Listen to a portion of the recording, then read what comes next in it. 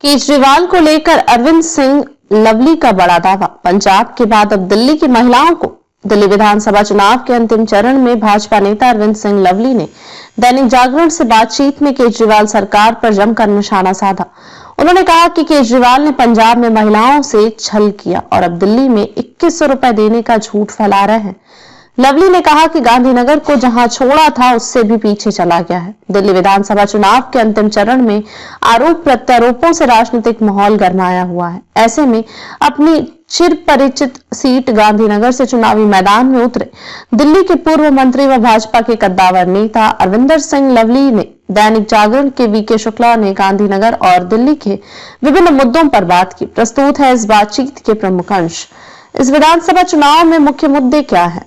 मेरा मानना है कि वो विषय जो लोगों को सीधे प्रभावित करते हैं वही इस चुनाव के मुख्य मुद्दे हैं। पिछले 11 से 12 वर्षों में दिल्ली बदहाल हो गई। घर में जहां लोग पानी की किल्लत और गंदे पानी से परेशान हैं, वहीं घर के बाहर निकलते ही लोगों को गलियों में फैले सीवर के पानी और टूटी सड़कों से होकर गुजरना पड़ता है। नालियां और नाले ओवरफ्लो हो रहे हैं। ऐसे में आप सरकार का नाकारापन और भ्रष्टाचार ही दिल्ली का सबसे बड़ा मुद्दा है।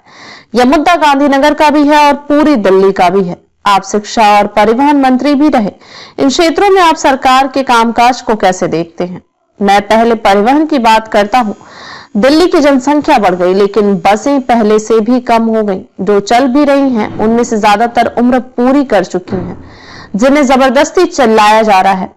इनसे प्रदूषण भी हो रहा है। मेरे समय में डीटीसी बसों में 40 लाख लोग सफर करते थे, जो अब 26 लाख रह गए हैं।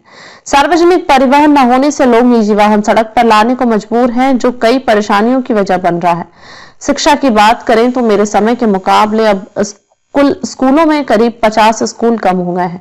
नए स्कूल नहीं बने हैं, जिनकी योजना हमारे समय में ही मंजूर हो गई थी। शिक्षा की गुणवत्ता गिरी है। सरकारी स्कूलों में छात्रों की संख्या भी घट गई है।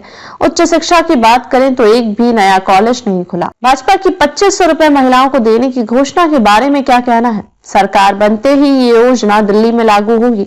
भाजपा की दूसरे राज्यों की सरकारों को देख लें। भाजपा का ट्रैक रिकॉर्ड है कि हम मध्य प्रदेश, छत्तीसगढ़ और राजस्थान में महिला सम्मान निधि दे रहे हैं। महाराष्ट्र में लाडली बहन योजना लागू है। भाजपा दिल्ली में अपनी घोषणा के तहत महिलाओं को 2500 रुपए प्रतिमाह सम्मान राशि देगी।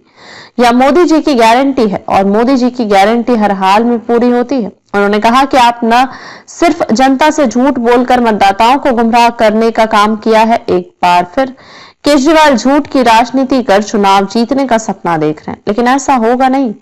लेकिन आम आदमी पार्टी का कहना है कि महिलाओं को 2500 रुपए प्रतिमाह देने की भाजपा की योजना सिर्फ चुनावी जुमला है। झूठ कौन बोल रहा है? जनता के सामने है।